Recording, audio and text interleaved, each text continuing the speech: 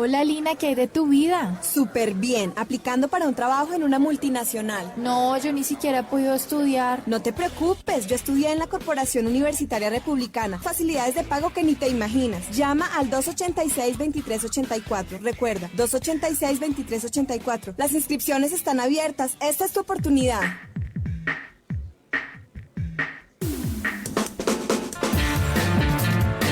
Trigésima edición de la Feria Internacional del Libro de Bogotá, España, país invitado de honor. A continuación, tendremos en vivo el lanzamiento de nuevas publicaciones de la Corporación Universitaria Republicana. Acompáñanos a conocer los libros Miradas hacia adentro y hacia afuera de las aulas de clase y el texto Saberes, Territorios y Ciudadanía, diálogos interdisciplinarios en Colombia, debates y experiencias en Colombia, charla que estará moderando el doctor Rodrigo Plazas, director del Centro de Investigaciones. Sean bienvenidos a estos lanzamientos especiales de la U Republicana Radio. Así es, Arley. Muy buenas tardes para todos los que se conectan a través de las redes sociales de U Republicana y U Republicana Radio. Hoy tenemos una jornada muy especial. Vamos a presentar a la comunidad académica 2 libros de investigación muy interesantes y tendremos pues primero el lanzamiento de uno, van a participar los coautores y después continuaremos con el segundo texto. De esta manera quisiera primero resaltar que esa es una estrategia interinstitucional donde también tuvimos la fortuna de contar con profesores de Republicana y de otras instituciones y de estudiantes de semilleros de investigación. Iniciemos con el primer lanzamiento del libro Miradas hacia adentro y hacia afuera del aula de clases, debates y experiencias educativas en Colombia. De esta manera le cedo la palabra al doctor Diego de Mera, compañero docente del programa de Trabajo Social de U Republicana. Bueno, muchas gracias a todos, a todas por acompañarnos, por estar presentes en este momento, pues que es vital para nosotros empezar a hacer circular una serie de trabajos que hemos desarrollado durante los últimos meses, años, alrededor de muchos procesos de poblaciones, de espacios de interés educativo, social, y que hoy llega pues a aflorar en 2 libros. Creo que nunca habíamos lanzado 2 libros en una misma feria. Y en esta ocasión tenemos 2 espacios abiertos. Al principio esto nació como un solo libro y poco a poco fueron llegando aportes aquí y allá. Lo que me parece que es muy significativo en este libro de Miradas hacia adentro y hacia afuera de la escuela y pues en particular del aula de clases, porque abordamos procesos escolares, abordamos también procesos universitarios, abordamos procesos de construcción de territorio, abordamos procesos de reflexión sobre el territorio y cómo llevarlos al aula, pero también reflexionamos sobre el aula misma y las subjetividades y las intersubjetividades que existen dentro de un aula de clases. Entonces es un acumulado de experiencias. Yo siempre le agradezco a mis colegas, al doctor Felipe Bernal, al doctor Omar Fabián Rivera, que anda por ahí. En esta ocasión tenemos un egresado que nos acompañó en ese proceso de edición, que es Nicolás Zamudio, y tenemos a una serie de estudiantes, algunas de ellas están acá, otros están acá en el público, otros están en sus diversos lugares de estudio y de trabajo, pero entre todos hemos construido una red enorme de reflexión, de indagación, de búsqueda de alternativas a la vinculación de poblaciones, a espacios escolares, de la vinculación de la universidad a esos territorios y de reflexión sobre lo que somos y lo que podríamos llegar a construir en términos colectivos. Entonces, por todo eso, me siento muy complacido de recibir a algunos de los coautores. Como les decía, en esta ocasión tuvimos la fortuna de trabajar con los docentes, investigadores, con especialistas en educación, con especialistas en geografía, en territorio, en procesos de construcción de procesos sociales. Y tuvimos también ese diálogo permanente con los semilleros de investigación y por eso decidimos también vincular, justamente les decía a ellas, nunca habíamos tenido una participación juvenil, tan juvenil y de estudiantes, y eso es un motivo pues de orgullo y sobre todo de esperanza de que hay una renovación generacional, de que hay nuevas preguntas que se están formulando, que hay nuevas sensibilidades que van apareciendo alrededor de eso que es tan cotidiano como estar en un aula o salir de ella o mirar por fuera de la ventana y empezar a encontrar algunas preguntas y ciertas respuestas. es apenas como un horizonte que se abre para una serie seguramente de investigaciones que vienen, de propuestas conjuntas. Es un trabajo interinstitucional, interdisciplinario, intergeneracional, entonces, bueno, muy complacido por todo ello. Sin más, pues le voy a dar un poco la palabra a mis colegas, a mis compañeros de escritura y de análisis en el texto. Les quisiera preguntar en principio pues cuál es justamente ese aporte de ellos al documento, de dónde nace un poco ese proceso y a qué producto llegó en este documento que presentamos el día de hoy. Empezamos con Nayibe Pinzón, estudiante de la licenciatura en Ciencias Sociales de la Universidad de Cundinamarca, en Fusagasugá. Bueno, buen día para todos, para todas. Como dice el profe, me presento, mi nombre es Nayibe, pertenezco a la Universidad de Cundinamarca ya de último semestre. Es para mí gratificante estar acá con varias personas que luchan también por estos espacios, por la academia, por construir academia. Bueno, con relación a la participación,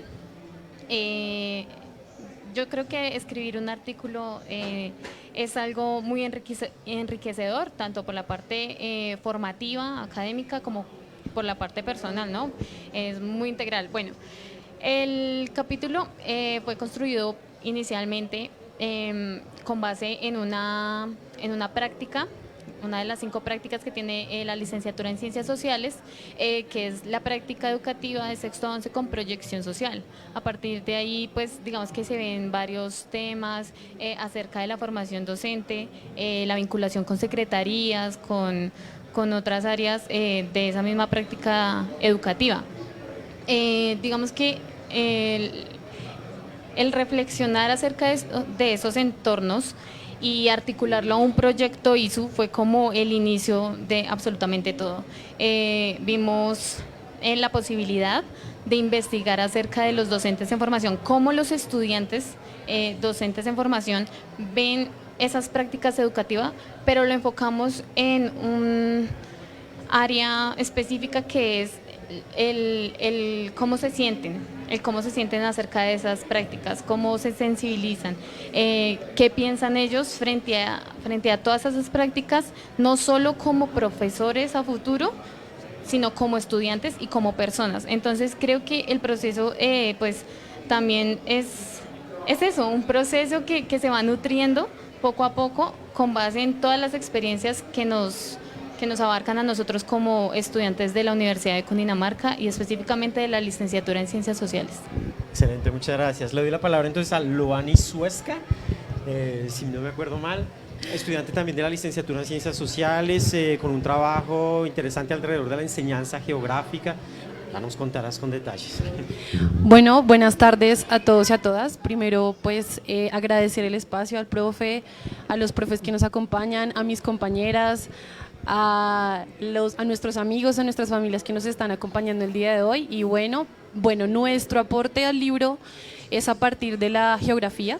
Nosotras, en el marco de una salida de campo al municipio de Huicán, en Boyacá, estuvimos en un intercambio académico con unos estudiantes de la Normal Superior Nuestra Señora del Rosario, y allí pudimos identificar un poco pues qué tipo de enseñanza geográfica se da en esta escuela, a lo que reflexionamos debido pues al intercambio que tuvimos con estos estudiantes, y es que la educación geográfica en este colegio, que también puede ser común en otros colegios, es que no es una geografía contextualizada. ¿Qué quiere decir esto?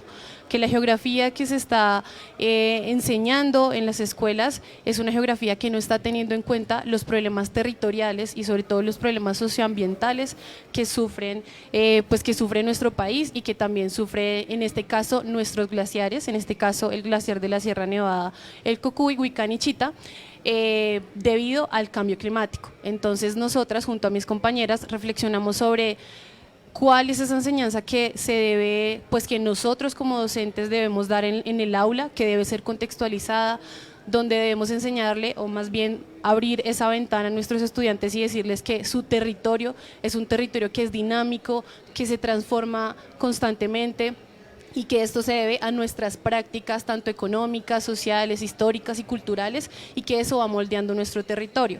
Entonces nosotras básicamente reflexionamos sobre ello desde unas categorías, desde el territorio como un elemento vivo, desde el cambio climático como una expresión física, pero también geopolítica. Esto quiere decir que si bien el cambio climático es un fenómeno que se da naturalmente debido a las relaciones de producción capitalistas que se han dado en el marco pues, de nuestra evolución, si se quiere decir, ha afectado el glacial y pues esto tiene unas dinámicas que va a cambiar el territorio y que lo va a moldear. Y por último, reflexionamos sobre la necesidad de una educación geográfica que no solamente le dé a los estudiantes herramientas para entender estos problemas socioambientales y geográficos, sino sobre todo tener una conciencia del lugar que ocupan pues en este mundo, en este caso en Colombia, en un país tan grande, tan vasto en biodiversidad, y pues cuál es su tarea en defenderlo y pues en apropiarlo.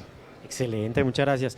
Ahorita vamos a volver a esa dinámica entre lo local, lo nacional, lo global, que está muy presente en el artículo de Loani, de Laura Lara, que aparece por ahí también, de Milet Mora. Ya volvemos con ese debate. Quiero darle la palabra a Nicolás Zamudio, un joven egresado, licenciado en Ciencias Sociales de la Universidad de Cundinamarca, que en esta ocasión, muy inquieto, creo que en este año hizo parte de 3 proyectos editoriales y demás. Entonces, ese impulso académico y esa inquietud intelectual nos favoreció y la aprovechamos ampliamente para desarrollar no solamente eventos académicos, sino también después de esos eventos académicos, productos científicos y productos textuales, y en ello pues participó como editor de estos 2 documentos. Entonces pues que nos comentes un poco tu impresión y tu participación en este proyecto. Muchas gracias, profe Juan Diego. Muchísimas gracias también a la comunidad de la Corporación Universitaria La Republicana por este gran espacio, sobre todo digamos a veces de los espacios que comúnmente a veces también se ven cerrados también en otros espacios de pronto también académicos. Y esta también abreviatura que también le queríamos dar es sobre realmente cómo también no solamente la relación de la Universidad de Cundinamarca tiene una relación directa con la escuela y el aula, ¿no? Sino entender también que el fenómeno educativo también es una circunstancia exógena de la universidad, ¿no? O sea, es decir, entender de que también hay una participación amplia de otras comunidades académicas. Y esto lo que también nos ha hecho, lo que nosotros hemos retomado dentro de esta vinculación de capítulos, es prácticamente la visión teórica, práctica, pero también epistemológica de cada una de estas proyecciones que nosotros hemos compilado, ¿no? Y hay una relación que es muy importante, ¿no? La relación transdisciplinaria de las ciencias sociales como una categoría sumamente importante para asumir dentro de los enfoques epistemológicos, ¿no? Y encontramos variaciones, por ejemplo, que digamos cuando ustedes vayan a empezar a leer el libro, unas visiones transdisciplinares desde las ciencias sociales, desde el arte, desde los enfoques incluso de las ciencias naturales, también incluso de las ciencias geográficas, que poco a poco están impregnados, ¿no? Dándonos como a entender de que las ciencias sociales epistemológicamente no es una relación meramente apartada de otras realidades, sino que también están entrelazadas en diferentes métodos de la ciencia, pero también a partir de la educación, ¿no? Y como lo decía la compañera Loani, o sea, es decir, cuando nosotros hablamos sobre el tema del reflexivo epistemológico de las ciencias sociales y no más allá de las ciencias sociales, es de las ciencias sociales en el aula, es las ciencias sociales contextualizadas, ¿no? Y eso es lo que también poco a poco se está abarcando en cada capítulo, ¿no?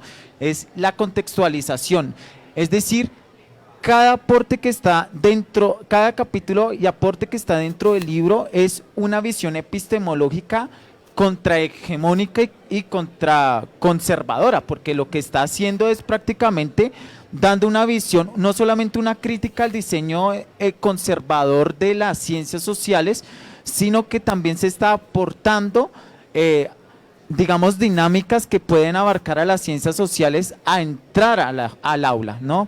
Y es precisamente de ese nuevo moldeo de las ciencias sociales, es, bueno, ¿cuál es la forma que se está dando las ciencias sociales, no solamente dentro, sino también fuera del aula, ¿no? Dentro del aula, o sea, es decir, dentro de la escuela, la relación contextualizada, pero también fuera del aula, entendiendo dinámicas contextuales de la educación popular, comunitaria, de escuela, territorial, y esto ya es una visión epistemológica, ¿no? Una relación de proliferación directamente de las ciencias sociales, de pensar las ciencias sociales. Muchas gracias. Excelente, muchas gracias, Nicolás. Seguramente volveremos a estos temas. Tú señalas un par de elementos que quisiera solamente subrayar. La multidisciplinaridad del texto.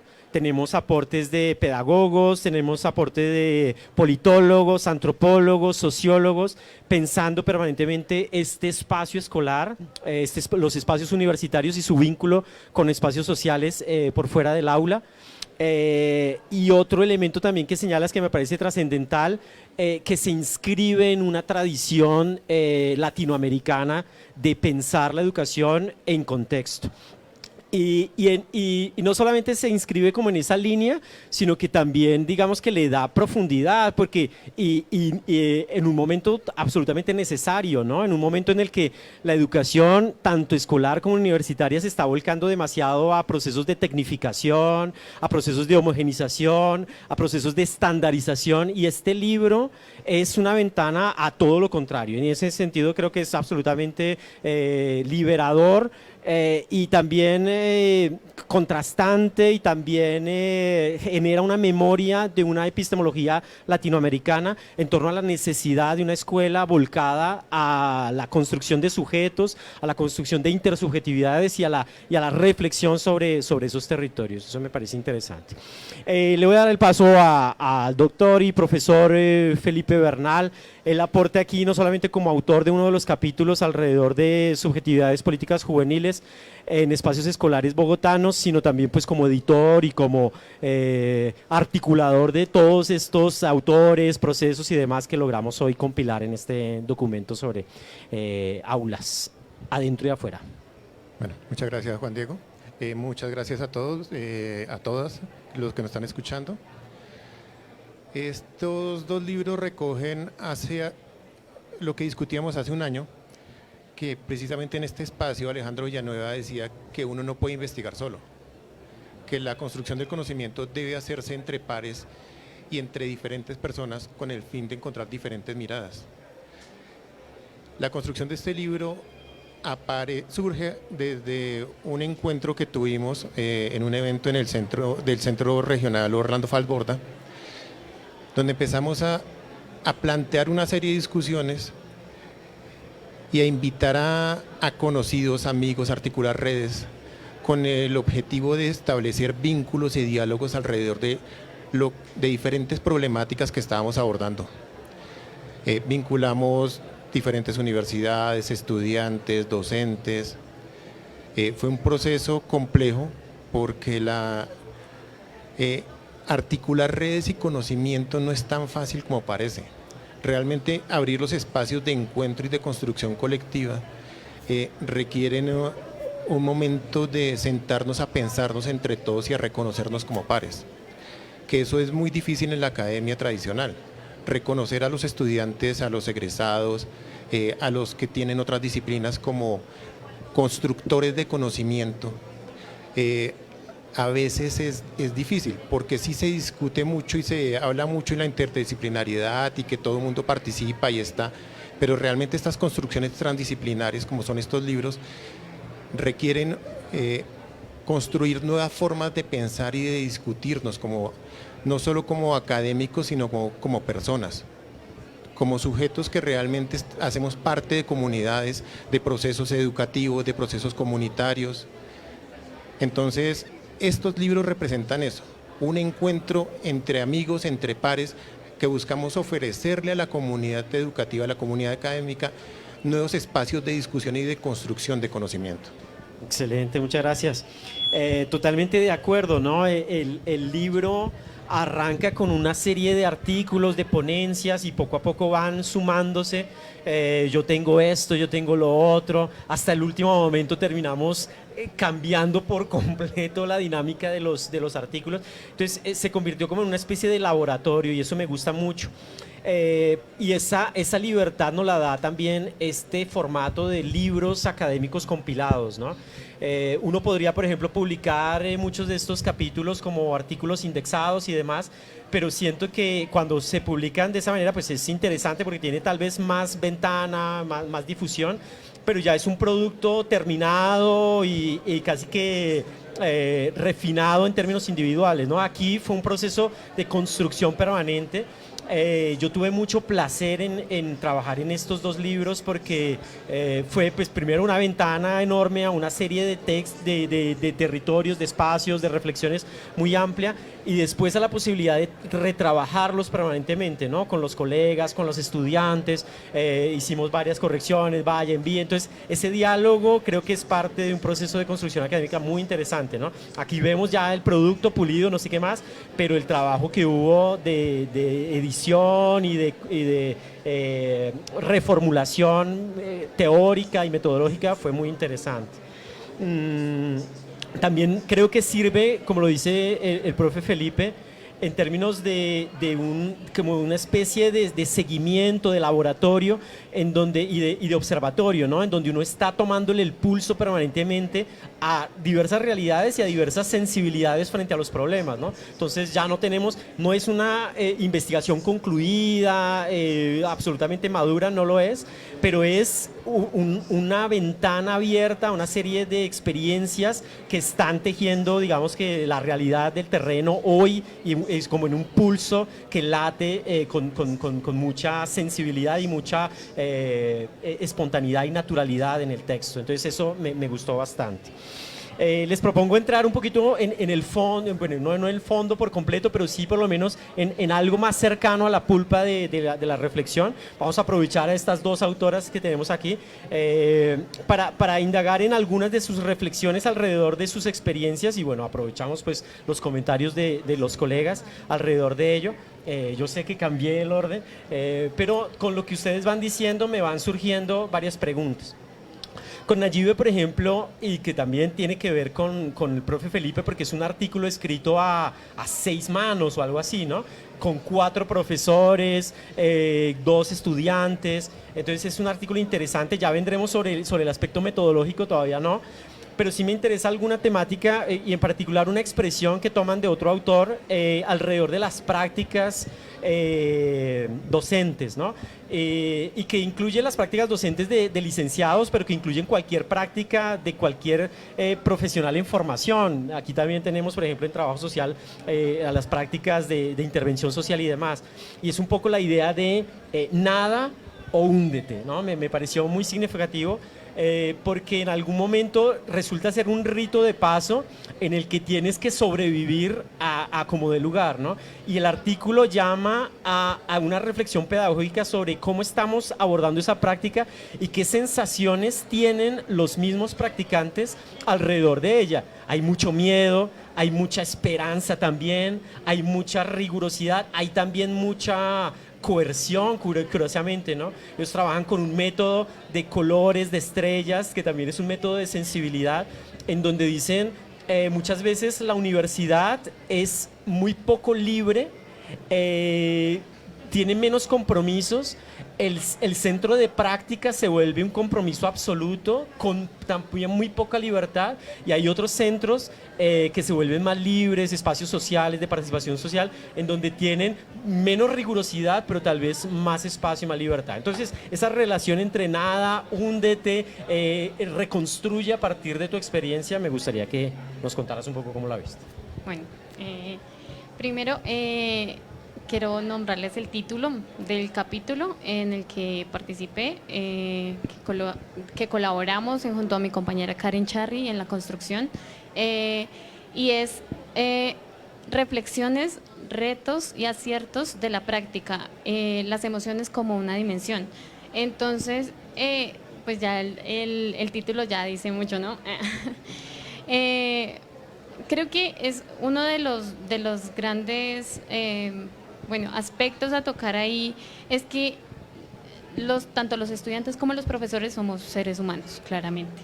y tenemos muchas dimensiones. Y creo que la emoción o las emociones es una de las dimensiones más importantes y a la que se le debe dar un tipo de prioridad, un trabajo especial a nosotros como futuros docentes, tanto en las prácticas como a futuros docentes en ejercicio, ¿no? Bueno, me voy a adelantar un poco en la parte metodológica para explicar un poquito. Nosotros como estudiantes, planteando ya más las actividades, los talleres en junta del profesor Felipe, empezamos a ver ciertas entradas, a analizar ciertos campos de esa práctica docente y de cómo se ven los estudiantes que también son nuestros compañeros, porque nosotros pasamos por esas prácticas, pero también no podemos ver un solo punto de vista y ponerlo ahí como un puntico rojo o un puntico verde, sino tenemos que reunir varias perspectivas frente a eso. Entonces, utilizamos unas convenciones con colores, con formas, que decían, bueno, el estudiante, el docente en formación se encuentra seguro acá, se encuentra inseguro, tiene frustración acá, tiene miedos acá. Creo que todo eso reunió bastantes insumos para completar un marco de lo que se quería con esta investigación. Obvio, me remito al profe, lo que contabas, creo que esta investigación es apenas el inicio, abre muchas puertas. ¿Para qué? Para formular estrategias a futuro, para formular propuestas, intervenciones, procesos de mejora estructural incluso. Entonces, bueno, creo que sí es como a nivel general, cómo se ve también el estudiante, no solo dentro de la universidad, sino afuera, en otros espacios en donde se reflexiona, por ejemplo aquí en la Feria del Libro, en congresos internacionales de práctica, en salidas académicas, cómo se proyecta a ellos a través de su esencia, bueno, de lo que siente, de lo que piensa, todo eso articulado.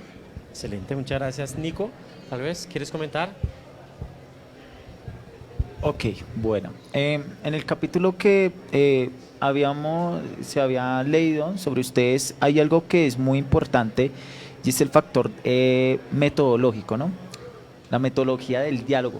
La tulpa andina. La tulpa andina, que es una metodología que recorre las formas y las influencias de escoger los saberes, o sea, un círculo de diálogo en los docentes para mirar cuál es el tema, creo que es tema de la percepción emocional que tienen los docentes dentro del aula de clase. Y esto me parece muy interesante porque realmente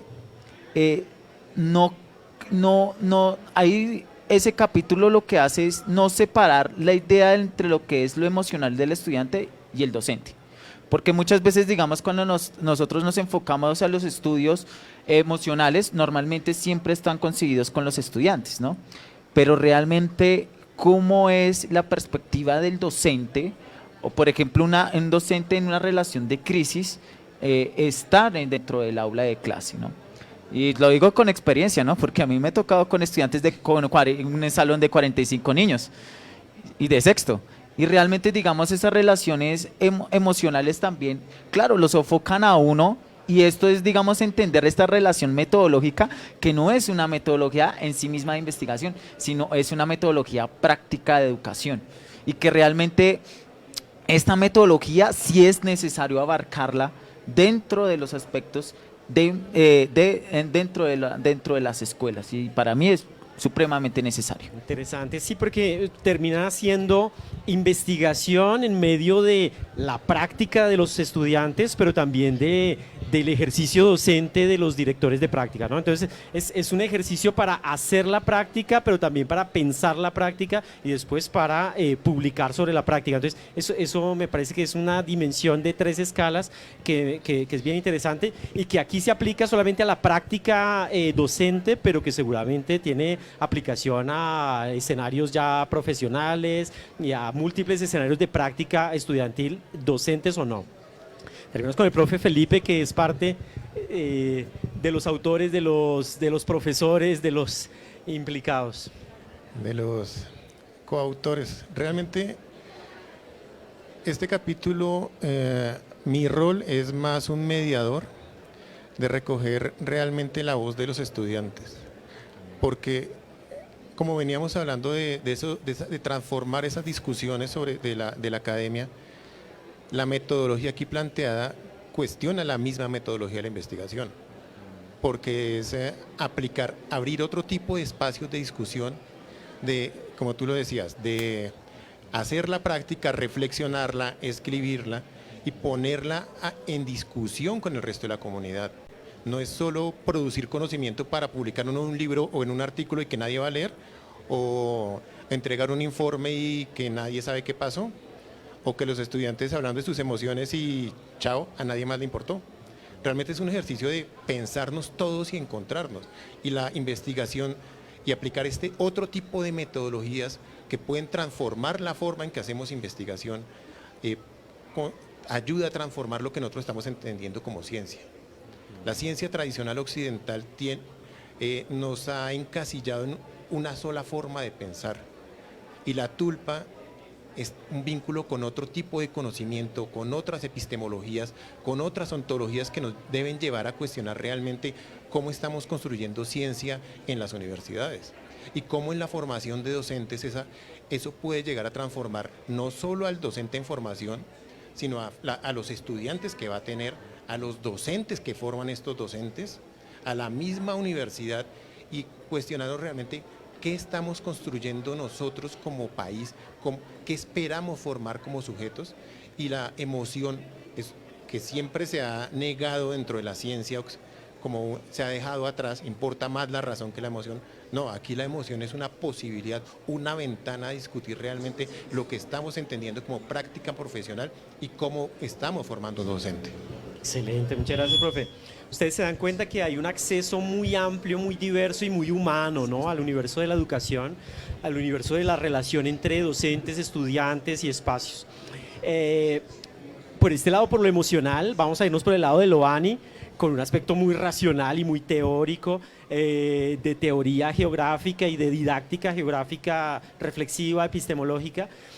Curiosamente parte de una experiencia, ¿no? Y pienso también justamente en Laura Lara, que nos acompaña, y de su proyecto sobre la importancia de las salidas de campo, y es en una salida de campo que terminan en un lugar donde hay nieves perpetuas, cuestionando la teoría de las nieves perpetuas y el calentamiento global, ¿no? Entonces es interesante porque hay un vínculo con el territorio y con el terreno a partir de muchas referencias académicas previas, y a partir de allí empiezan a decirse, bueno, realmente cómo construir una relación con el territorio y con el calentamiento global en un espacio en donde eso se hace visible y eso se hace conflicto y eso se hace cotidianidad. En un medio además cargado de componentes étnicos, componentes rurales, industriales, muy complejo. Y eso les genera justamente las preguntas que por ahora son teóricas, pero que seguramente después da para una indagación de terreno muy detallada. Pero en términos teóricos empiezan a decirse, bueno, ¿cómo analizar esa? Y ahí tengo otra categoría que también me pareció muy interesante, que es el análisis multiescalar, ¿no?, que es cómo tener en cuenta dimensiones globales y planetarias de un tema como el calentamiento global, al mismo tiempo dimensiones nacionales de la política nacional, de la política pública ambiental, y al mismo tiempo las discusiones de esos mismos jóvenes en esa normal alrededor de nos debemos vincular o no con el turismo, nos debemos vincular o no con la explotación o con el aprovechamiento de esos glaciares. Entonces esa noción multiescalar me pareció interesante, y creo que está como en el centro y atravesando todo el artículo. Bueno, como lo menciona el profe, nuestro capítulo tiene un título pues que de entrada ya cuestiona la manera en que se enseña geografía pues en esta escuela y pues también en Colombia, que es ¿qué tan perpetuas son las nieves perpetuas? Una reflexión sobre la necesidad de una educación geográfica contextualizada.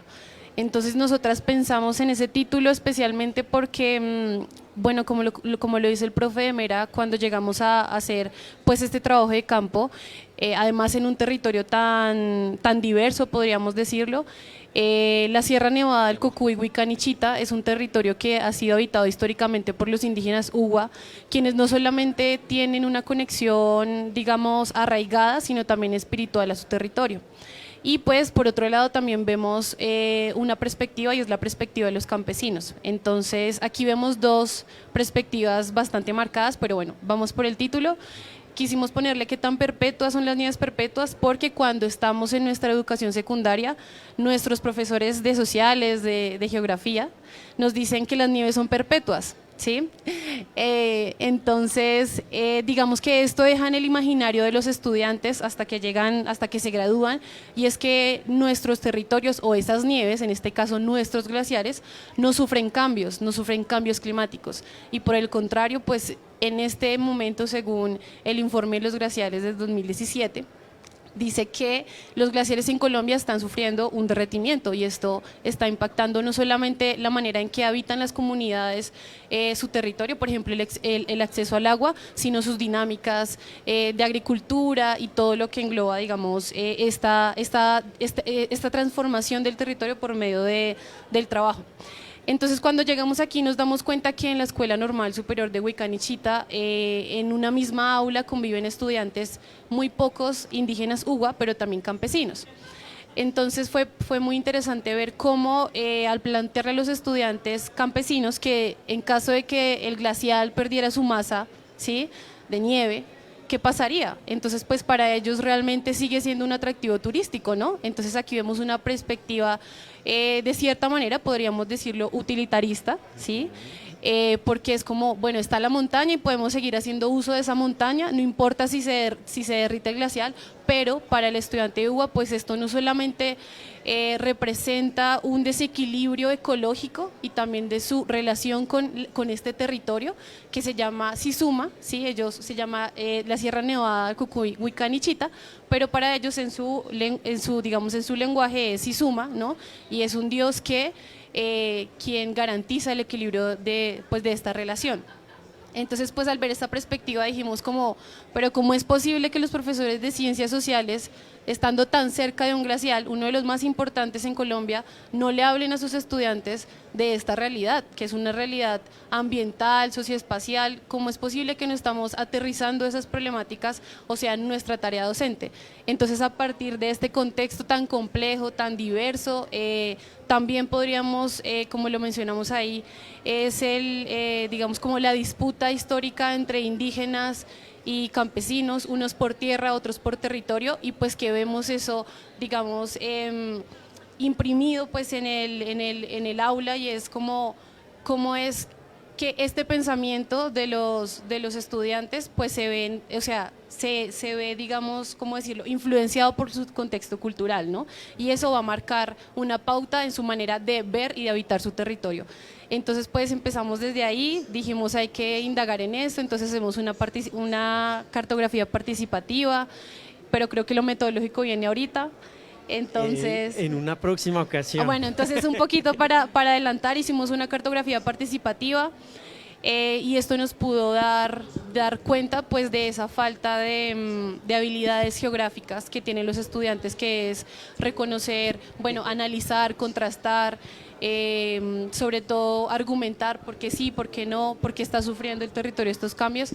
Entonces, pues como lo dice el profe de Mera, esto es un acercamiento, quisiéramos pues de hacer un poco más de trabajo de campo, entonces deja ahí la puerta abierta, y pues nuestra consigna es que la educación geográfica debe ser contextualizada, debe ser situada, y pues tiene que tener en cuenta sus comunidades indudablemente. Muchas gracias, ahí nos dejaste en vilo con ganas de leerlo, porque el acceso al terreno es muy interesante, y el desarrollo conceptual pues es fuerte, o sea, el acceso al terreno es como la puerta de entrada, pero finalmente por ahora el artículo se pregunta es por esto, es decir, cómo relacionar lo global, lo nacional, lo local, cómo vincular las complejidades del aula a una discusión que es planetaria y que implica problemas de geopolítica. Entonces es un acceso bien complejo.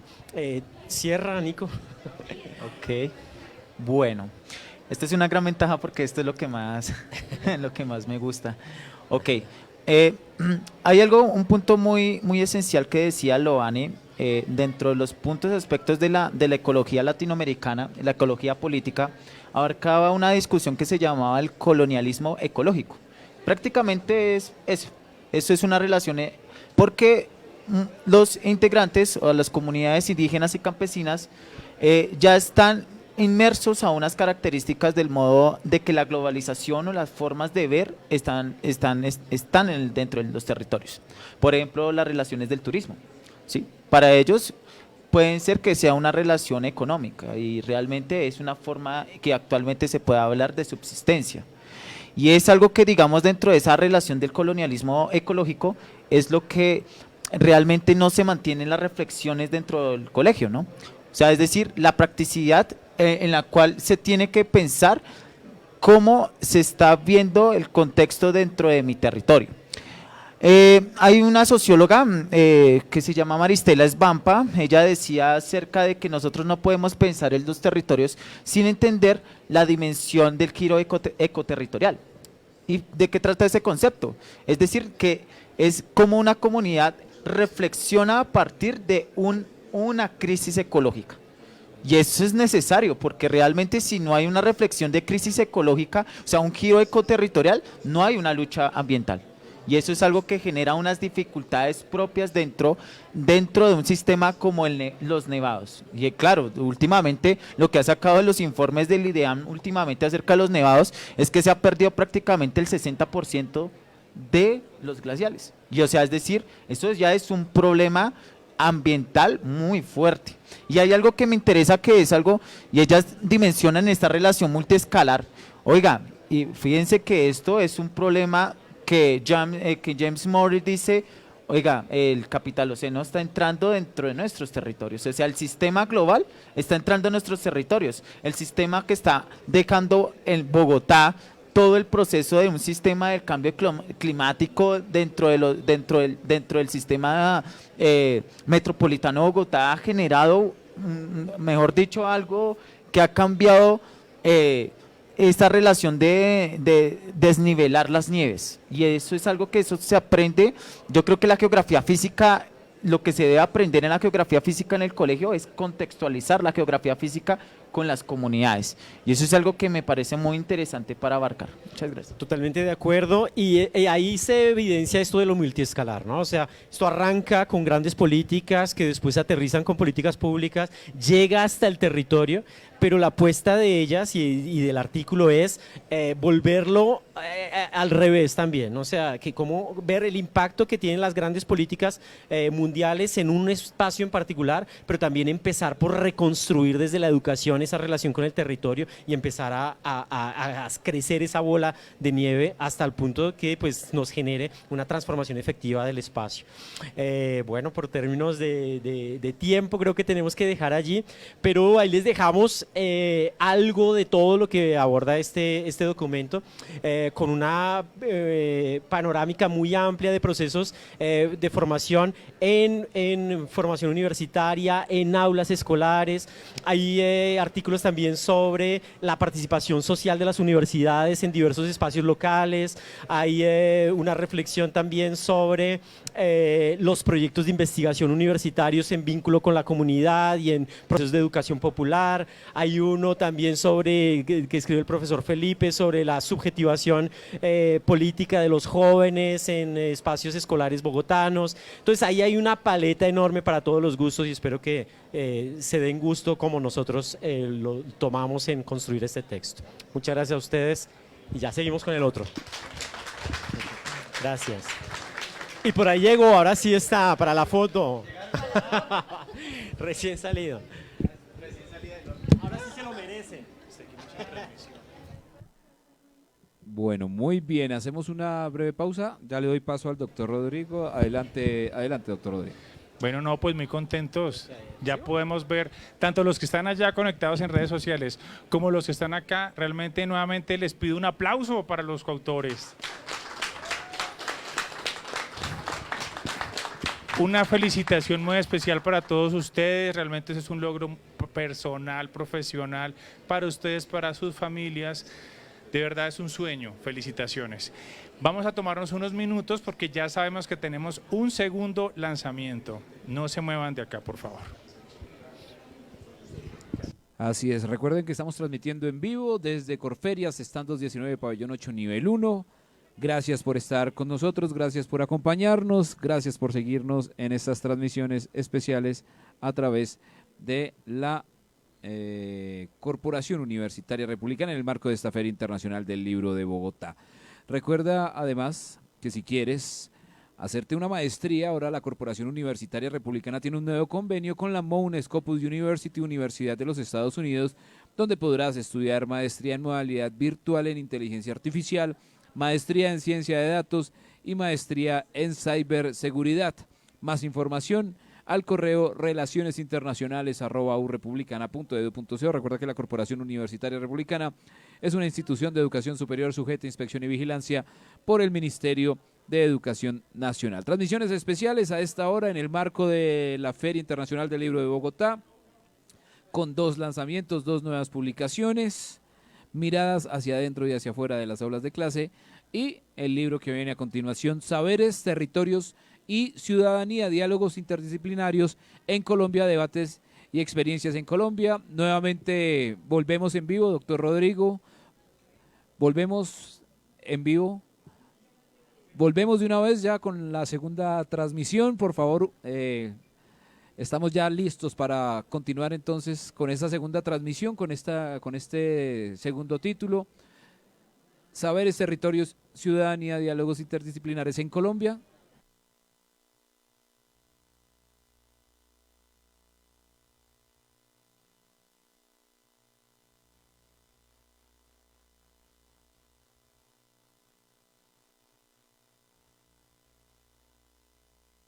Recuerden que estamos transmitiendo en vivo desde el Pabellón 8 Standos 19, Nivel 1 aquí en Corferias, y continuamos entonces con este segundo lanzamiento.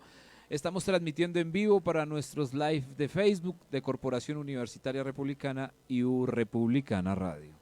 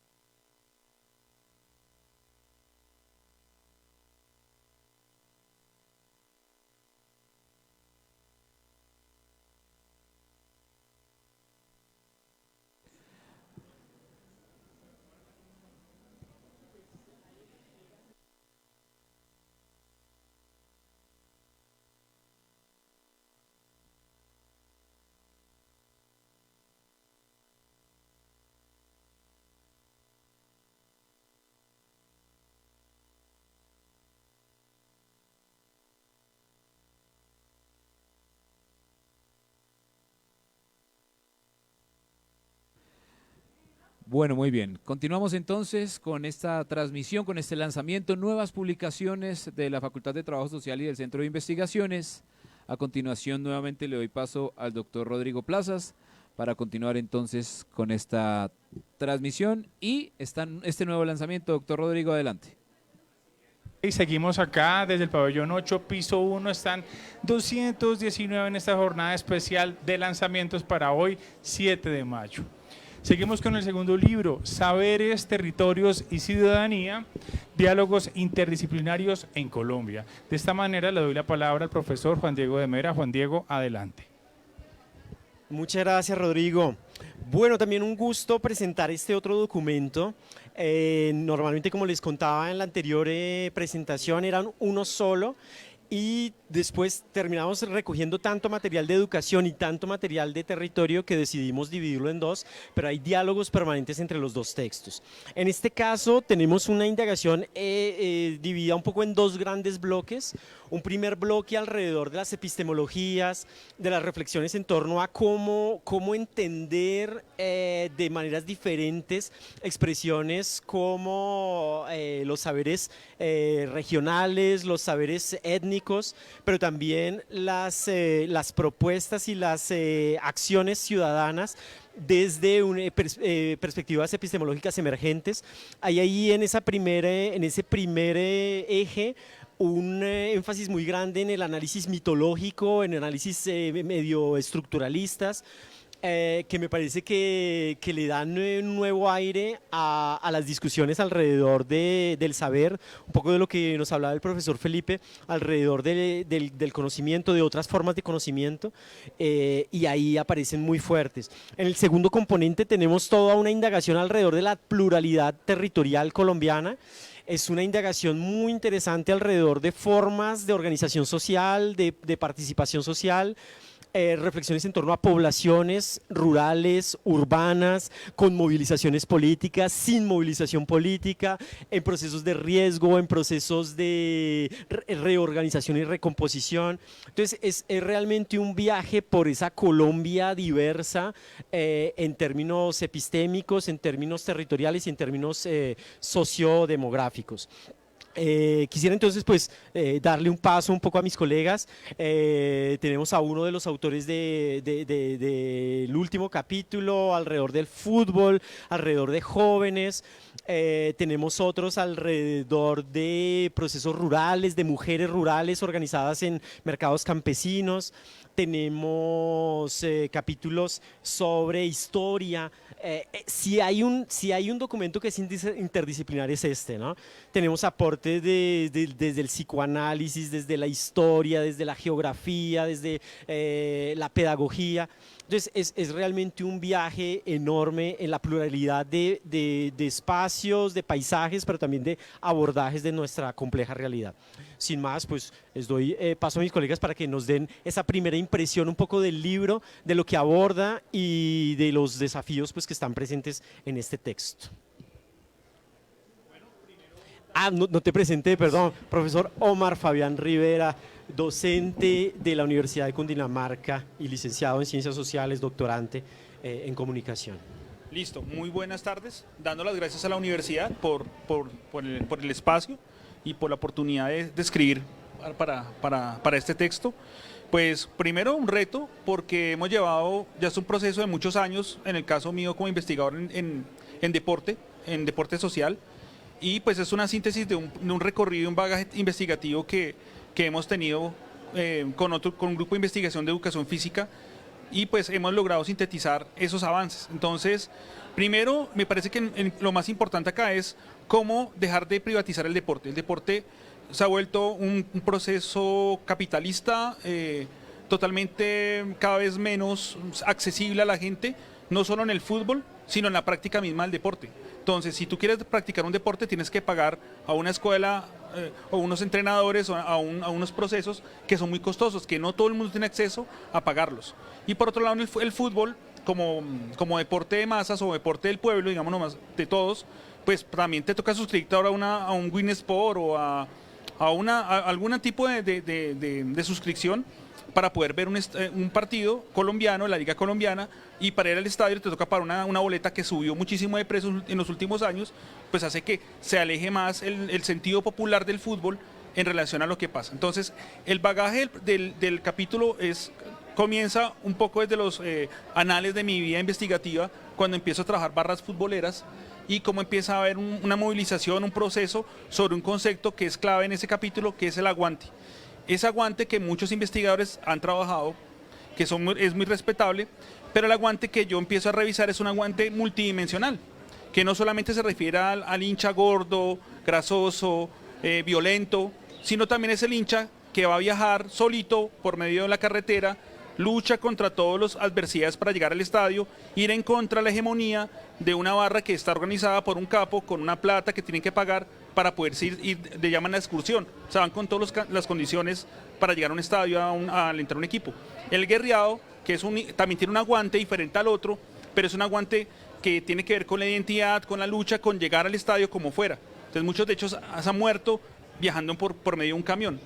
Luego de eso también el tema del aguante femenino, porque las mujeres también en el fútbol han sido discriminadas, han sido subvaloradas y tampoco tienen la equidad de género que requerían tener. Entonces hay un aguante femenino que se configura y que construye una manera diferente de entender el fútbol como mujeres. Entonces también ese proceso lo logramos desarrollar en investigaciones de la universidad y pues muestra que el aguante no es una sola cosa, sino que se muestra de diferentes formas y que genera procesos como el fútbol popular, que son exhinchas de fútbol que tienen ese aguante y construyen escuelas para que todos y todas puedan participar en el ejercicio del deporte, en practicar el fútbol y adecuar territorios, lugares que están marginados, que no tienen la infraestructura, los adecua a la gente desde lo comunitario y pues hacen un proceso muy bonito que es trabajar de abajo, que la gente practique y pues también tenga un tiempo de reflexividad social sobre lo que pasa en su territorio. Entonces es un proceso muy bonito que hemos tenido en la universidad en los últimos años para podernos parar este balance que estamos presentando en este capítulo del libro. Entonces queda más que hablar, pero bueno, voy a dar la palabra a mi compañero. Por supuesto, muchas gracias, profe.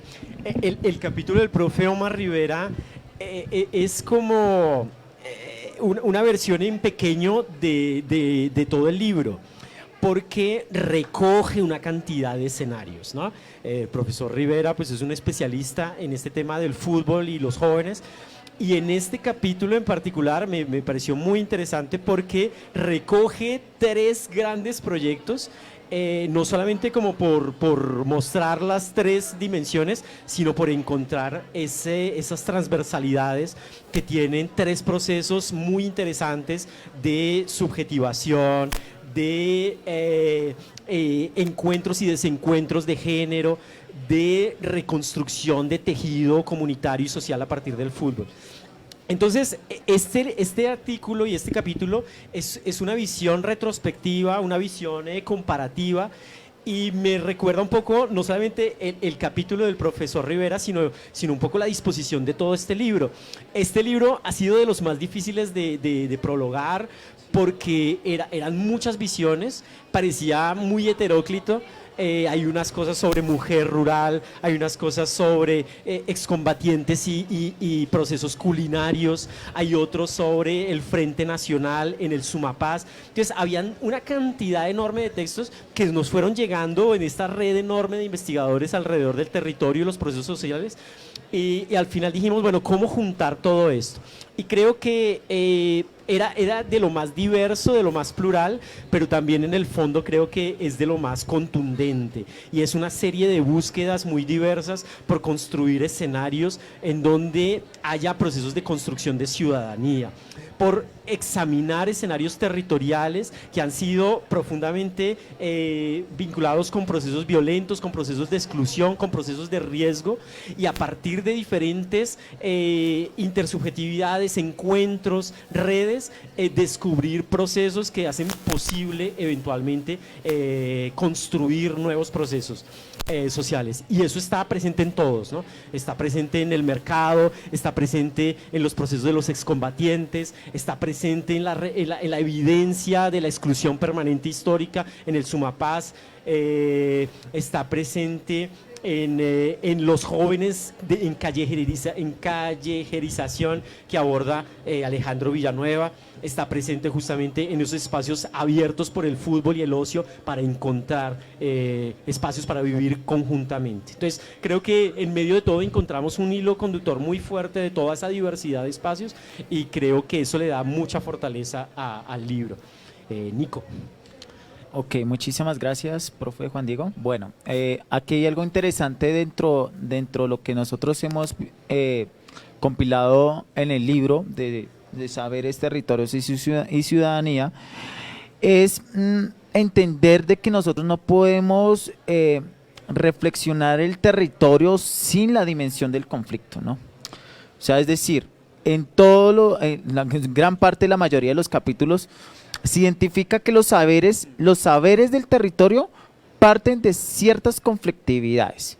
Y hay algo que me interesa, por ejemplo, el capítulo de Erwin Cardona, el profe Erwin Cardona, que realmente cómo pensar la relación del saber de los jóvenes a partir de lo que podemos entender los murales. Y el arte como una relación de resistencia, ¿no? Y nosotros no podríamos pensar el arte como algo que se mecaniza en una relación del sistema de producción, sino más bien de la forma en cómo se genera el conocimiento.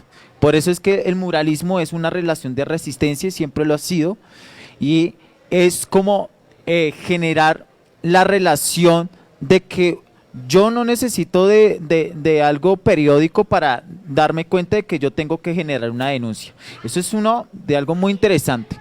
Dos, me parece que yo quisiera contrastar un poco con los capítulos de la profe de la Universidad Surcolombiana, Claudia Yolima de Vía, y del compañero Carlos Felipe Hoyos.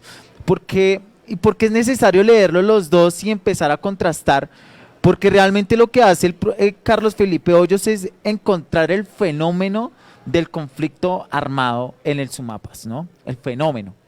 O sea, el fenómeno, porque realmente lo que está colocando Carlos Felipe Hoyos, él no habla como tal del conflicto armado, pero él empieza a hablar sobre cuáles son las dificultades agrarias, ¿sí o no? En términos territoriales de los campesinos, cuáles son las crisis agrarias que generó durante el Frente Nacional. ¿Y cómo ha hecho eso? Del problema de la alimentación, de los alimentos en los sectores rurales, donde llega inmediatamente la profe Claudia Yolima a decir, oiga, aquí esto es un modo de resistencia, porque si vemos que hay el problema del conflicto armado, ¿sí o no?, es el alimento, entonces este es el trabajo de solución. Y es algo que se puede contrastar, porque claro, aquí hemos encontrado de que en los territorios, en términos de alimentos, que esto es lo que generó el conflicto armado, la relación de la crisis agraria, pues eso es lo que podemos entender dentro de estos mecanismos. Y claro, la profe Claudia Yolima lo hace con el grupo de mujeres en el sur de Neiva a entender, si no se resuelven a partir de las políticas públicas, no se resuelven los conflictos alimentarios y de la crisis agraria, pues la única relación que pueda encontrar una alternativa es a partir del consentimiento popular, ¿sí? En las relaciones y de hecho a esas falencias que hubo dentro de las políticas públicas. Y también hay algo también interesante dentro de lo que es necesario reflexionar en el capítulo, en otros capítulos, por ejemplo, como el del profe Omar, ¿sí o no? Entender también el profe Medellín, y es entender de que cuál es el papel de las mujeres realmente dentro del barrismo, ¿no? O sea, es decir, ¿será que las mujeres cómo se ve concebidas en una relación, podríamos decirlo como heteropatriarcal, en la forma en cómo se ha organizado las barras bravas, ¿ah? Y el fútbol en general?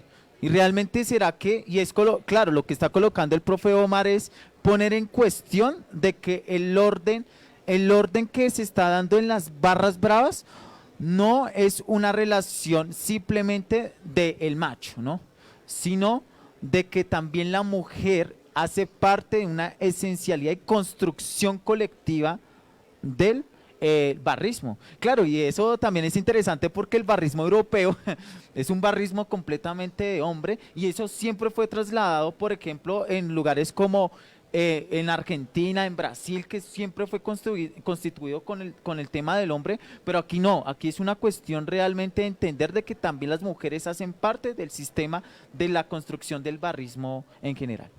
Gracias. Bueno, muy bien, Nicolás. Nicolás ya nos mete un poquito en la materia, ¿no? En la filigrana de todo lo que hay en este texto y de todas esas poblaciones, y me interesa, por ejemplo, lo del alimento, ¿no? El alimento y la tierra que genera alimento como fuente de conflicto, pero también como fuente de organización social, ¿no? Está muy claro en Yolima, cuando Yolima hace ese mapeo del suroccidente y de esas mujeres en el mercado, encuentra, por ejemplo, algo muy bello, ¿no? Y es el mixto, o el bus escalera, ¿no?, que termina vinculando a territorios rurales, urbanos, termina vinculando a todos los productores locales, termina organizándolos y generando una serie de cotidianidades y de identidades alrededor de ese alimento, ¿no? Y también hay un capítulo muy interesante de la profesora Nocua alrededor del alimento en los excombatientes de las FARC y cómo ese alimento aparecía invisible, ¿no? O sea, ¿se alimentarán o no? Pues quién sabe, vaya uno a saber, ¿no? Pero esas prácticas culinarias de esas cocinas de guerra, dice ella, enfrentados a una recomposición de hoy absoluta en medio de lo urbano, genera muchas preguntas de cómo se daban esas prácticas, qué tipo de memorias habían allí, qué tipo de dinámicas y qué tipo de ausencias aparecen hoy en medio de la recomposición absoluta de la vida, ¿no? Entonces aparece el tema del fútbol, aparece el tema del alimento, aparece el tema del arte, el muralismo, muy interesante en la construcción de ciudadanía, ¿no? Y por ejemplo, ya no es solamente el mural, ¿no? Porque estábamos acostumbrados a los murales políticos en las paredes, y Eduardo Cardona nos dice, hoy ya no son en las paredes, son en el piso, ¿no? Porque... Y de nuevo nos vincula con la epistemología del mito, porque hay un Argos Panoptes que nos está vigilando todo el tiempo satelitalmente, y es el Google Earth, ¿no? Entonces es la manera de hacer murales, pero no para ser vistos por el transeúnte ni por el manifestante, sino para ser vistos por el planeta entero, por el globo, por el control, ¿no? Entonces allí se parte de una idea del psicoanálisis muy fuerte, que es la anamorfosis, que es la heterotopía, como posibilidades de plantear un paisaje diferente, ¿no? De plantear un gráfico que cuestione el control absoluto que tienen hoy los satélites sobre nuestro mundo, pero que al mismo tiempo renuevan el rol del mito del observador y del control permanente, ¿no? Y al mismo tiempo de la búsqueda de alternativas. Entonces tenemos alimento, tenemos gráfico, tenemos fútbol, tenemos una serie de expresiones cotidianas, pero que se cargan acá de sentidos políticos, de sentidos simbólicos, de sentidos culturales, y que le dan, digamos que, posibilidad de existencia a este análisis territorial y sociológico. Profesor Felipe Bernal. Gracias, Juan Diego. En el libro anterior hablábamos de que se nos abrían una multiplicidad de ventanas para descubrir otras formas de ver la escuela, el territorio, la construcción de ciudadanía. Este libro nos abre, son las puertas a un pluriverso de posibilidades de analizar los fenómenos sociales, donde se vincula la comida con el territorio, la cocina con la memoria, el fútbol y la construcción de ciudadanía, el arte y la estética vinculadas al ejercicio político de los jóvenes. Son otras formas de ver y de ser dentro de lo que se mueve ahorita en la construcción de lo social, que la academia debe empezar a abrir puertas para discutir estas nuevas formas y comprender que al igual que aparecen nuevos espacios de discusión, aparecen nuevas metodologías, nuevas discusiones que nos deben llevar a construir una nueva forma de pensar desde Latinoamérica, desde el ejercicio del territorio colombiano, desde las calles donde están los jóvenes, desde los estadios de fútbol, otra forma de ver y de sentir, pensar y ser en lo que somos realmente como colombianos latinoamericanos en escenarios globalizados, que realmente el modelo económico nos presiona constantemente para estandarizarnos, pero las resistencias aparecen en todos los espacios, en la cocina, en la cancha de fútbol, en el parque de juego, en la escuela, que realmente lo que veníamos hablando, esto solo es un abrebocas para todas las posibilidades de lo que debe seguir de aquí en adelante en la investigación social. Perfecto, estoy totalmente de acuerdo. Nos abre muchas posibilidades, ¿no?, de investigación. En realidad, para los investigadores sobre territorios, sobre procesos sociales, esto es una miscelánea enorme de posibilidades de poblaciones, de fenómenos sociales, abordados desde disciplinas muy diversas, y con ejes muy transversales muy fuertes: construcción de ciudadanía, procesos de empoderamiento, procesos de reivindicación y evidencia de los procesos territoriales, un saber situado. Entonces, de todo esto nos habla este texto. Vamos a aprovechar la presencia del profesor John Medellín, que nos está acompañando. Él es doctorante en Ciencias del Deporte, la motricidad y demás. Viene del programa de licenciatura en Educación Física de la Universidad de Cundinamarca. Y han investigado junto con el profesor Omar este fenómeno del deporte como un escenario y una plataforma social y comunitaria enorme. Entonces, quisiera preguntarles sobre el concepto fundamental que está en el texto de ustedes, ¿no? El aguante. El aguante futbolero se ha visto, y lo decía el profe Omar, muchas veces relacionado con, y digamos con lo más mediático y lo más visible, que es el conflicto, la violencia, la capacidad de aguantar, no solamente, bueno, por un lado, en un ritual colectivo identitario muy fuerte, pero también en otros sentidos, aguantar las peleas, aguantar los conflictos, aguantar la incursión en territorios ajenos. Y en este texto los profesores Medellín y Rivera nos están hablando de el aguante futbolero desde una perspectiva absolutamente diferente, que es, yo no sé si lo están pensando así ustedes o no, pero siento que es el impulso que se le da al análisis, llegar a pensar el aguante de unos muchachos jóvenes apasionados por el fútbol como una posibilidad de construir sociedad, de aportar algo que los reivindique, que los haga visibles y que hable de esa naturaleza resistente, aguantadora, pero no solamente en el ritual colectivo y puntual o en el ritual de la confrontación, sino en un aguante mucho más extendido del día a día, de la construcción, del proceso intersubjetivo de construir con otros o espacios alternativos. Entonces creo que por allá va el artículo y me pareció una apuesta audaz y muy interesante. Sí, mira, dentro de ese aguante también hay algo interesante que nosotros percibimos dentro de la investigación que hicimos aquí con el profe Omar.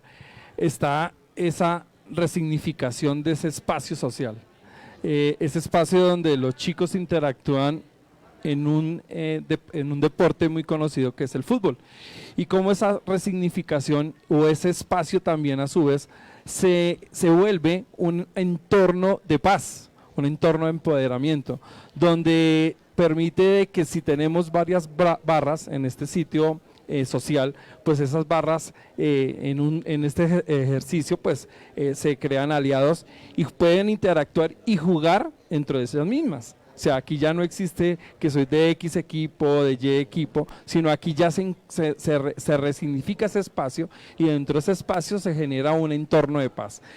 También pudimos percibir una dentro especie de laboratorio, ¿no? Un laboratorio. Un laboratorio que empieza con los niños, ¿sabes? Y nos relaciona también con el proceso educativo, ¿no? Ese proceso de educación popular y de educación futbolística popular. Tal vez empieza a quebrar esas divisiones absurdas de una población que está muy cercana, ¿no? Total. Y bueno, y eso nos permite, digamos, de cierta manera, ampliar ese panorama como vemos el fútbol.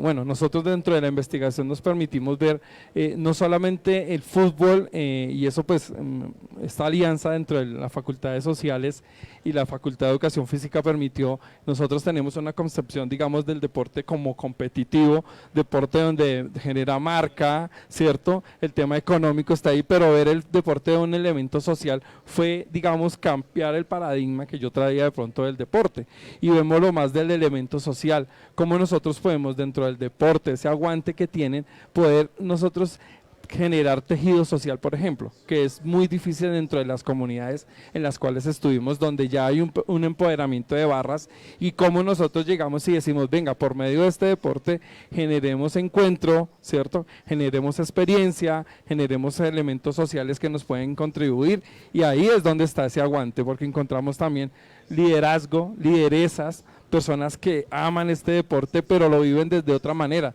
no es del elemento económico, desde lo que vemos nosotros en la televisión no se ve a lo que vemos nosotros dentro de esta investigación y es lo que nos permite ahondar en este capítulo. Muy interesante porque hay una distancia grande de ese universo que también conocemos del deporte marketing, del deporte mercado, del deporte de las grandes organizaciones mundiales y demás, y es un deporte comunitario, es un deporte... hay algo que, bueno, pero le voy a dar la palabra al profe Felipe y a Nico para que comentemos un poco este capítulo y ahorita vuelvo con otros elementos allí que hay fuertes. Ok, listo. Bueno, digamos, ya lo que yo había mencionado ya unas cosas, sí, sobre lo que realmente debe hacerse sobre el tema, o digamos analizar sobre el tema del barrismo, ¿no?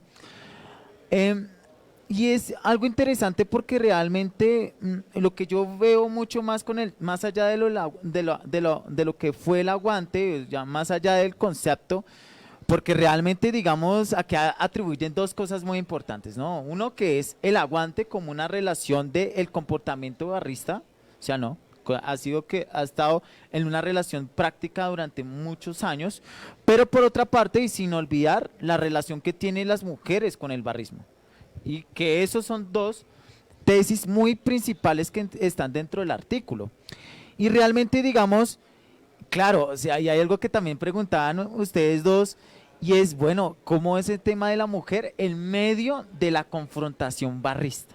Que yo creo que eso es lo que dice, oiga, ¿será que la mujer va en enfrentamiento o la mujer terminaría haciendo otro tipo de papeles muy diferentes a las relaciones de confrontación? ¿Será que cuando estamos hablando del aguante es el aguante en el momento de que existen el 90 minutos de fútbol, sí o no? O la relación que está en confrontación entre los barristas, ¿no? Por ejemplo. Y yo creo que yo podría hacer como más bien esta relación, como más bien lo que se ve en Bogotá, ¿no? Que incluso las barristas de Millonarios, ¿no? Que también se permea mucho la relación entre las mujeres en los grupos, ¿sí o no? Que comúnmente casi no se ven de pronto en otros barristas. Pero, por ejemplo, eso es lo que podríamos obtener, digamos, de cómo es el tema dentro de la mujer en el barrismo y qué tipo de aguante se está generando ahí. Y lo que sí concluye realmente me parece un factor muy importante, y es que ustedes discuten que el aguante no es simplemente una relación confrontal, sino que también permea la relación colectiva dentro del barrismo. Eso es cuando se habla del aguante, la relación colectiva. Estoy de acuerdo, Nicolás. Sin embargo, justamente con el tema de las mujeres hay un proceso de confrontación muy fuerte y un proceso de resistencia. O sea, hay un proceso identitario entre ellas y demás, pero es un proceso de resistencia absoluto y de aguante frente a un estereotipo masculino muy generalizado y que han logrado ganar esas mujeres, ¿no? Entonces creo que ahí hay también un aguante muy visible y muy de confrontación. Profe Omar. Pues en ese caso es importante destacar esa líder, digamos, el caso de Miriam Ordóñez, que es la coordinadora de fútbol, la coordinadora femenina de fútbol, la liga femenina también que está cogiendo mucha fuerza, y pues los derechos que ellas mismas también están trabajando, y creo que desde ese aguante femenino habría que ahondar mucho más. Creo que hay unas preguntas que quedan también abiertas para seguir trabajando. Un poco el aguante, cómo mueve también el deporte, otros deportes de conjunto, porque es que el fútbol es algo muy diferente a todo lo demás, ¿no? El fútbol genera unas pasiones, unas identidades, unas representaciones diferentes a otros deportes de conjunto. Entonces es muy interesante empezar a indagar esto y cómo otros deportes de conjunto también tienen características de lo popular.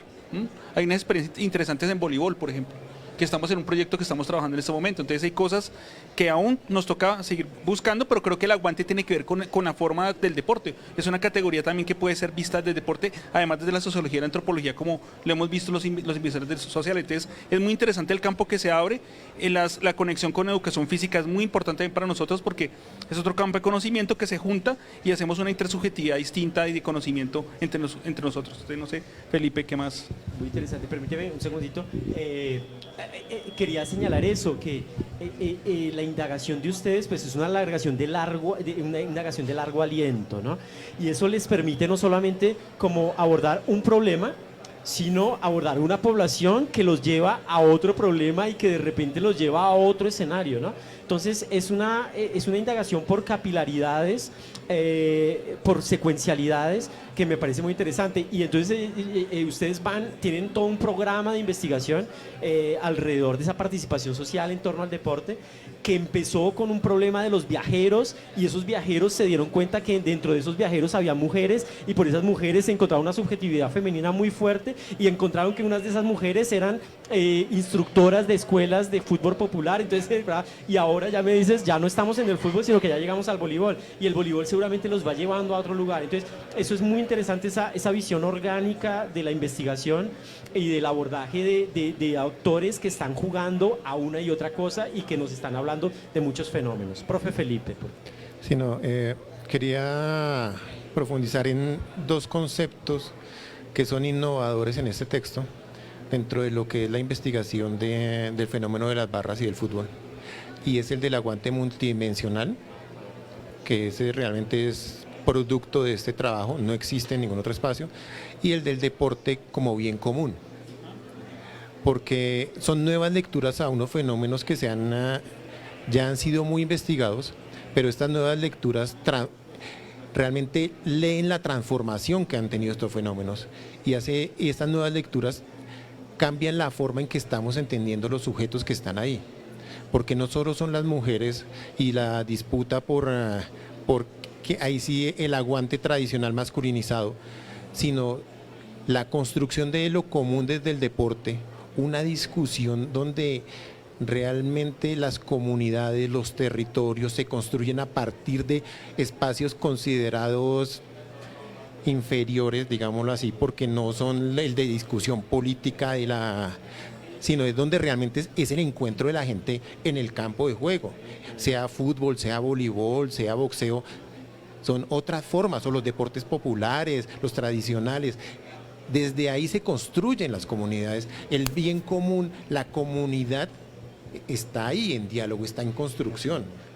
Y el aguante multidimensional es un reflejo de esas formas de que el fútbol ha mutado, y las formas del aficionado, en que no solo es esa lectura tradicional que se hizo en algún momento desde la academia, sino que hay nuevas formas, nuevas dimensiones que no han sido tenido en cuenta, y van a aparecer nuevas más que deben empezar a leerse y a cuestionarse sobre cómo estamos entendiendo el deporte y lo popular.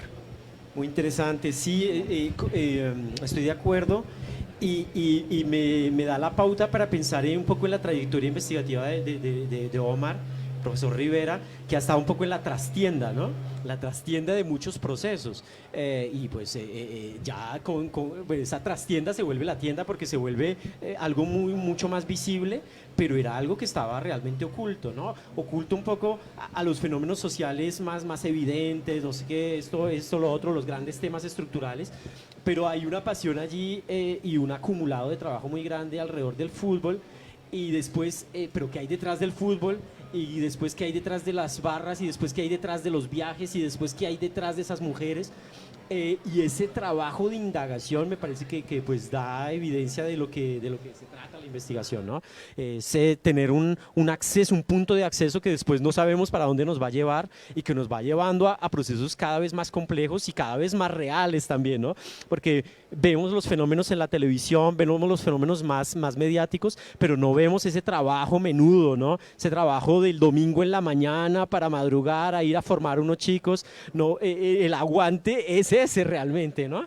El aguante es el de trasnocharse, o el de levantarse trasnochado para ir a un entreno. Entonces, ese trabajo de la trastienda me parece muy significativo. Entonces, vamos viendo cómo en este libro, este es un ejemplo nada más, de una serie de escenarios que se exploran con mucho detalle, con mucho detenimiento, ¿no?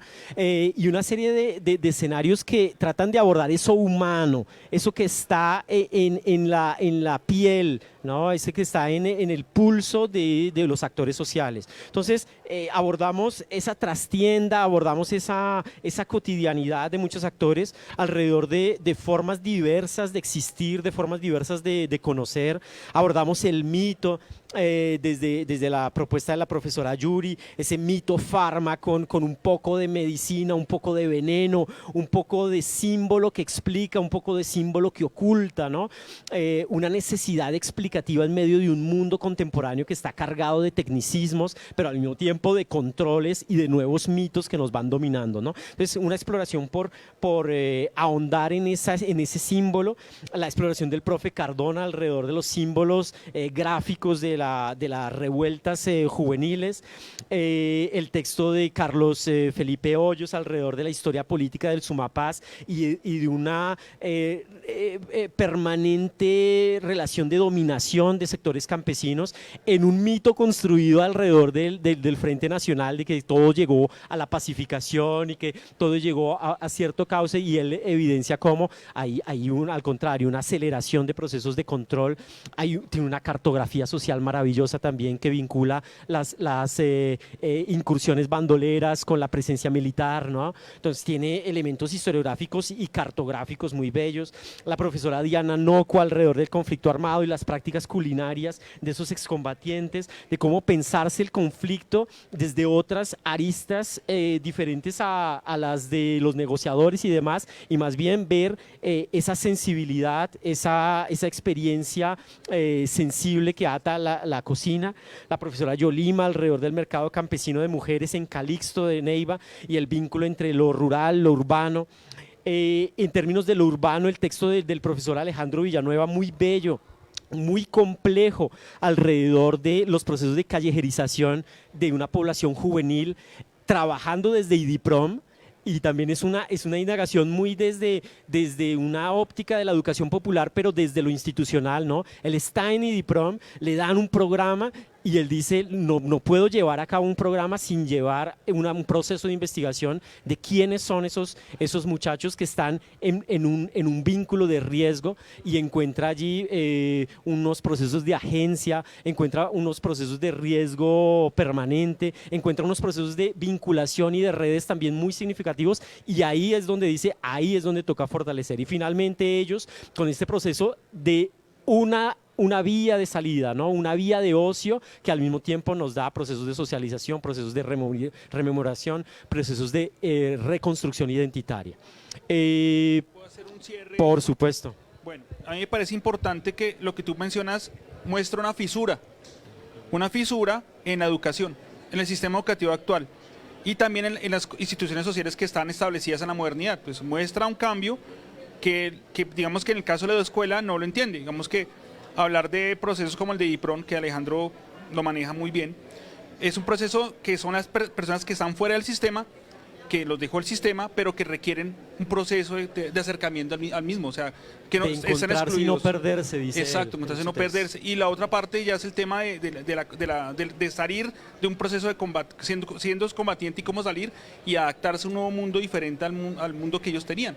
Entonces son procesos de fisura, de rupturas y también de periferias que se están juntando y se están produciendo o cuestionando la escuela tradicional, la escuela lineal, con un currículo, con una puerta cerrada, una escuela cerrada que pues en el caso de educación física nos damos cuenta que que en los escenarios deportivos alternativos, que en el potrero se pueden hacer procesos alternativos que también son educativos y generan dinámicas de construcción de identidad diferente a la escuela, pero también educan, que es un poco lo que Faz Borda, en homenaje a Faz Borda, planteaba. Entonces creo que también hay que mencionar un poco el tema de Faz Borda, cómo él era tan avanzado en su época para darse cuenta de esa situación que requiere, y desde lo común, cómo recuperar la escuela, cómo recuperar lo educativo para la gente, que deje de privatizarse, que la gente pueda acceder a muchas cosas como el deporte, la cultura, la recreación, todos los procesos que como ser humano requerimos para vivir, y se han delimitado tanto por el trabajo que no nos permiten llegar a eso.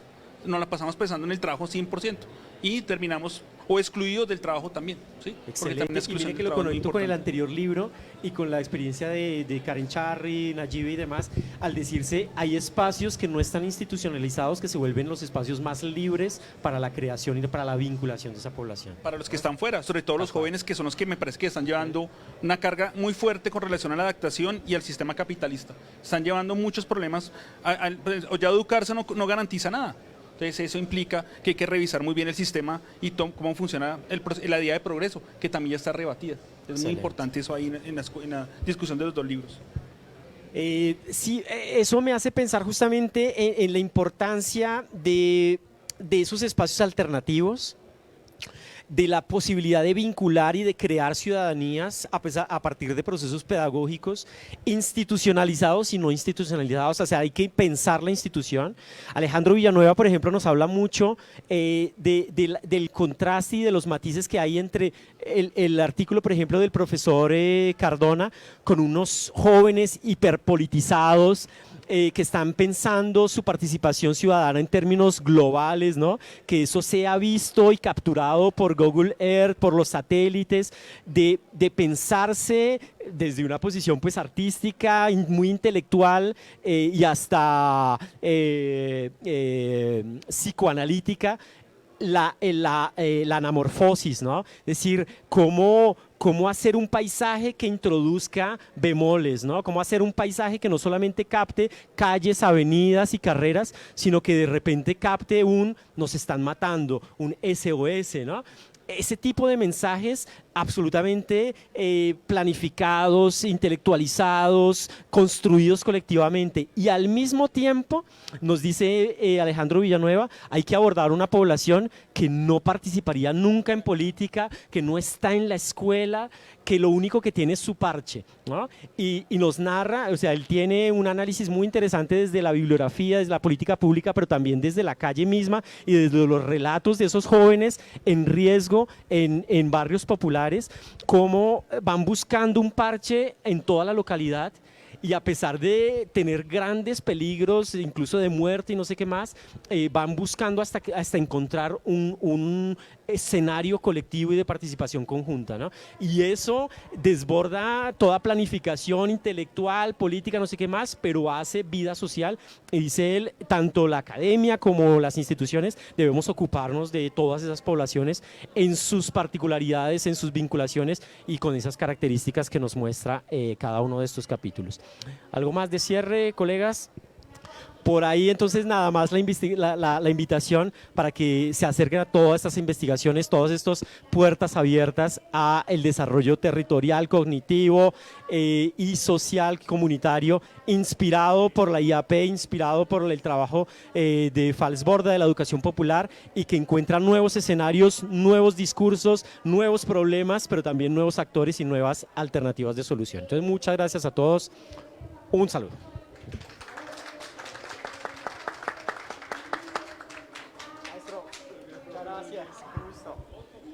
Foto, por favor. Seguimos de grabación. Un segundo, asiento, por favor. Bueno, la emoción de este lanzamiento, quiero nuevamente pedirles a todos los que están acá un aplauso a nuestros coautores.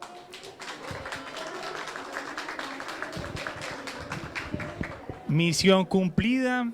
Se presentó este libro, se presentó el primero, el segundo, en este espacio tan importante como lo fue hoy, la jornada de lanzamientos del 7 de mayo, desde el pabellón 8, piso 1, stand 219. Cerramos de esta manera, Arley. Un saludo a toda nuestra comunidad académica. Feliz tarde. Así es, muchísimas gracias a todos por acompañarnos en estos lanzamientos de nuevas publicaciones de la Corporación Universitaria Republicana, hoy con dos nuevos lanzamientos, miradas hacia adentro y hacia afuera del aula, de clases, debates y experiencias en Colombia, saberes, territorios y ciudadanía, diálogos interdisciplinarios en Colombia. Estas dos nuevas publicaciones que ya las puedes encontrar en el Centro de Investigaciones de la Corporación Universitaria Republicana. Gracias a todos por acompañarnos con estas transmisiones especiales. Seguimos con más lanzamientos, muy pendientes de nuestras redes sociales. Recuerden, transmisiones en vivo desde Corferias, stand 219, pabellón 8, nivel 1. Gracias por acompañarnos. Conoce más de nosotros en www.urepublicana.edu.co y www.republicanaradio.com.